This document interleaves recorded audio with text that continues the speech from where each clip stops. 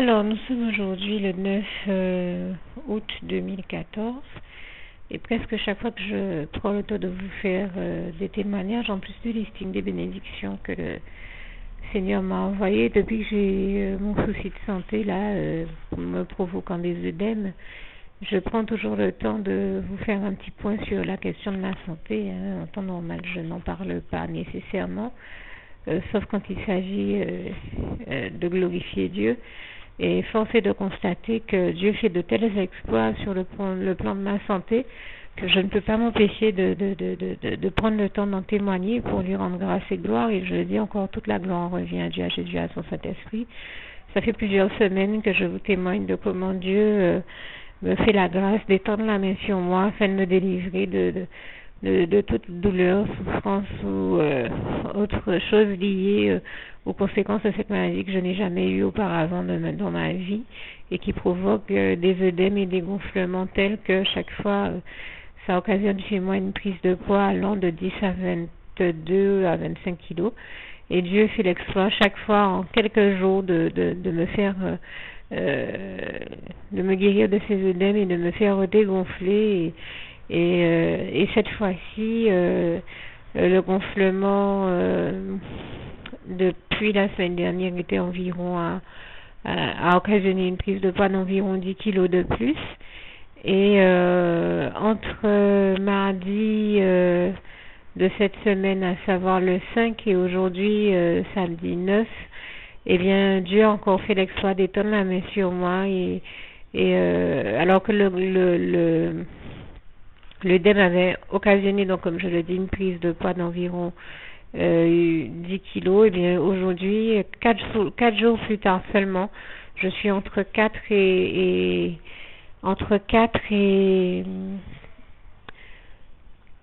pardon, pas 4, je pense au 4 par rapport à la date, non, puisque je parlais de 4-5 tout à l'heure, 4-5 août, date à laquelle je regardais, je vérifiais un peu la prise de poids qu'avait entraîné l'œdème. Et bien aujourd'hui, 5 jours plus tard, aujourd'hui le samedi 9 août 2014, j'en suis à entre 8 et 10 kilos en moins, soit seulement en 4 jours. Voilà, en 4 jours, Dieu m'a déjà fait perdre entre 8 et 10 kilos en moins. Et d'habitude, je vous témoigne que c'est en regardant telle ou telle émission que quand Dieu a mis au cœur de telle ou telle personne de prier pour la guérison des malades, eh bien, Dieu m'a guéri et délivré par ce biais-là. Mais comme j'aime à le dire et j'ai l'habitude de le dire, il ne faut jamais perdre de vue que Dieu est celui qui nous guérit de toute maladie, comme il est écrit dans le psaume 103, versets 2 à 4, et je lui en rends ici grâce et gloire, et je le dis encore, toute la gloire lui revient, puisque nous ne faisons que prier, mais en réalité c'est Dieu qui fait le miracle. Donc je le dis encore, toute la gloire lui revient, et je tiens à préciser que cette fois-ci, l'émission est bien passée, malheureusement pour moi.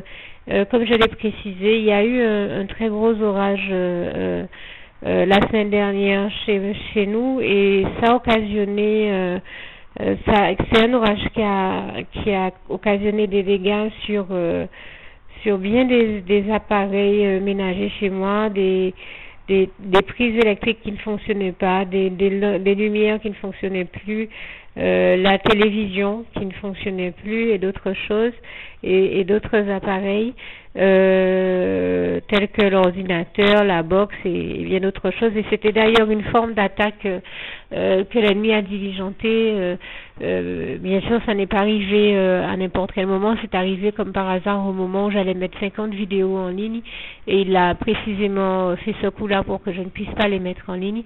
Mais grâce et gloire soit rendue à Dieu qui non seulement a contrecarré l'attaque de l'ennemi et m'a conduit à la victoire, je vous expliquerai en quoi tout à l'heure, mais en plus nous a épargné le pire, c'est-à-dire qu'il a fait en sorte que les appareils ménagers les plus importants pour nous ne soient pas touchés, tels que le congélateur, le réfrigérateur, les appareils qui contenaient nos vivres et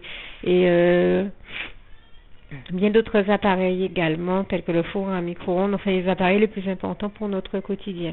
Mais en tout cas, parmi ces appareils, la télévision ne fonctionnait pas et donc je n'ai donc pas pu voir ces émissions chrétiennes si chères à mon cœur, où on prie pour la guérison des malades. Mais je me suis tout de suite dit, eh bien, le Seigneur sait pourquoi il ne permet pas, et même si je ne peux pas les voir, je sais déjà que mon merveilleux Dieu d'amour, l'Éternel, mon merveilleux Dieu d'amour, étendra la main sur moi pour me guérir, et c'est ce qu'il a fait, et je tenais ici à lui rendre grâce et gloire et à dire que toute la gloire revient à Dieu, à Jésus, à son Saint-Esprit. Et puisque je fais un point concernant la santé, eh bien, je tiens aussi à rendre grâce et gloire à Dieu pour un autre point, préciser que Dieu m'a fait la grâce d'étendre la main sur moi afin que je ne sois pas atteinte du chikungunya par cette épidémie de chikungunya, alors que tant de personnes ont été atteintes dans mon entourage. Je remercie le Seigneur Jésus qui m'a entendu dire Jésus-Christ est là, le chikungunya ne passera pas par moi, et je le remercie d'avoir exaucé cette prière, d'avoir exaucé ma prière, celle à travers laquelle je lui demandais que je ne sois pas atteinte par le chikungunya. Et donc il m'a exaucé, sachant que beaucoup de personnes autour de moi l'ont eu, y compris mon pasteur. Donc comprenez ici que quand je dis que j'ai fait cette prière et que je remercie le Seigneur Jésus, je lui rends grâce et gloire de m'avoir exaucé. Je ne suis pas en train de dire que ceux qui ont eu le chikungunya ne sont pas chrétiens pour autant, puisque même mon pasteur, qui est pasteur depuis plus de 50 ans, l'a eu. Et je peux vous dire que c'est un très bon chrétien, comme vous devez bien imaginer. Donc ça ne remet pas notre chrétienté en cause, le fait d'être atteint par telle ou telle maladie. Là encore, je le précise. Il y a tout simplement que certaines personnes avaient peut-être ont tout simplement été piquées par ce moustique tigre que nous connaissons. Moi, je ne vous cacherai pas que j'ai été piquée par beaucoup de moustiques.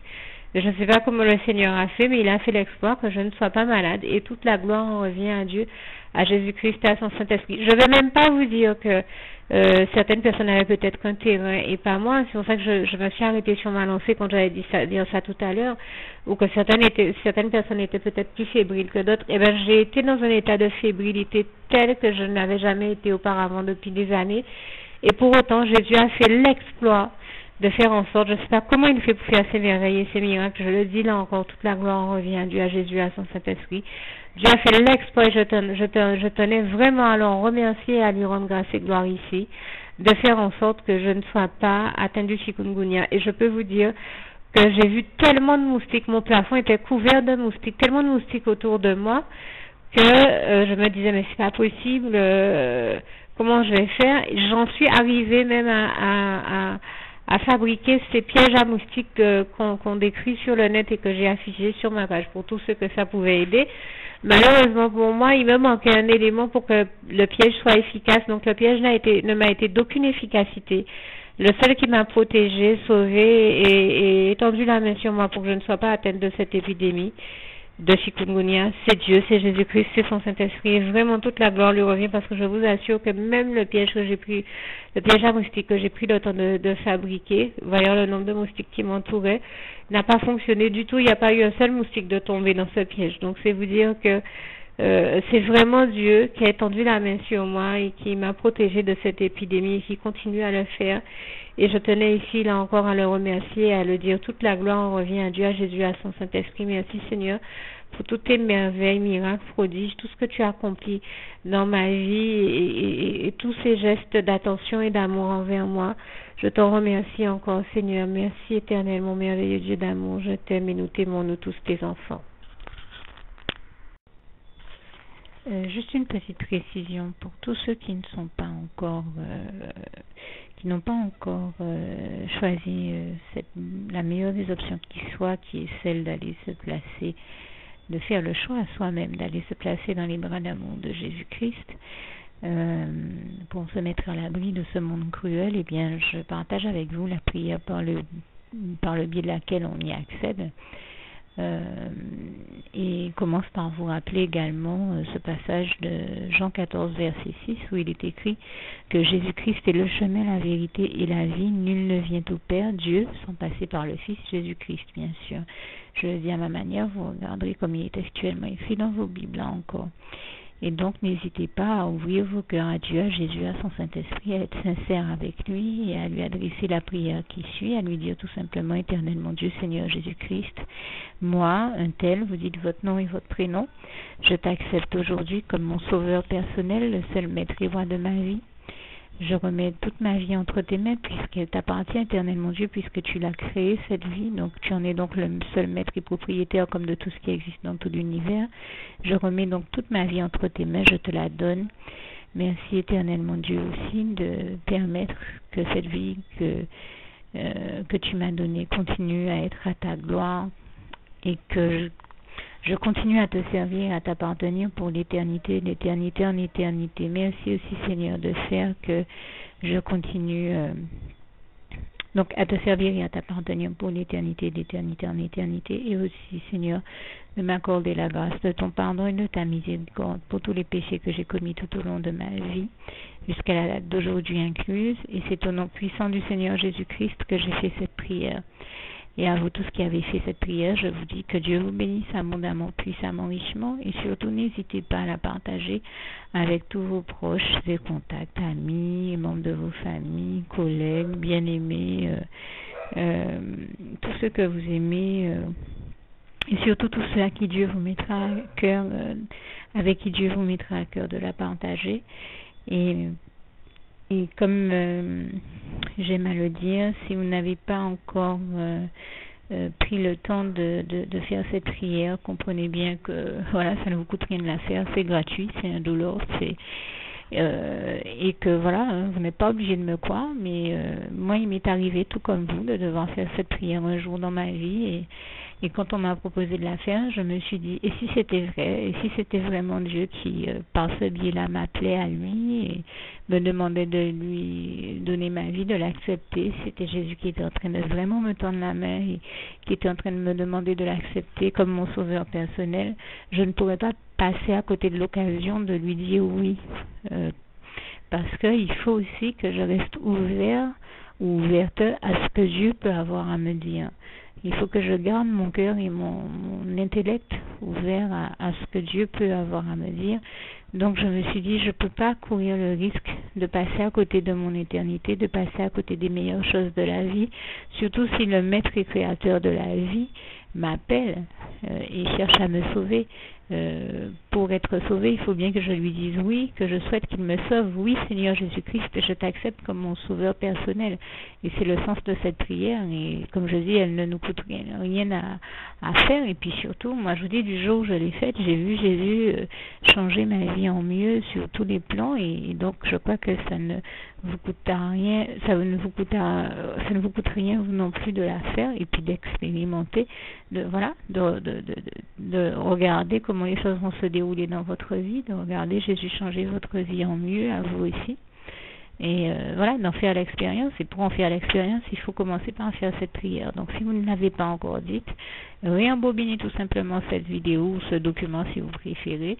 Réécoutez-le et dites avec moi la prière que vous m'avez entendu mentionner.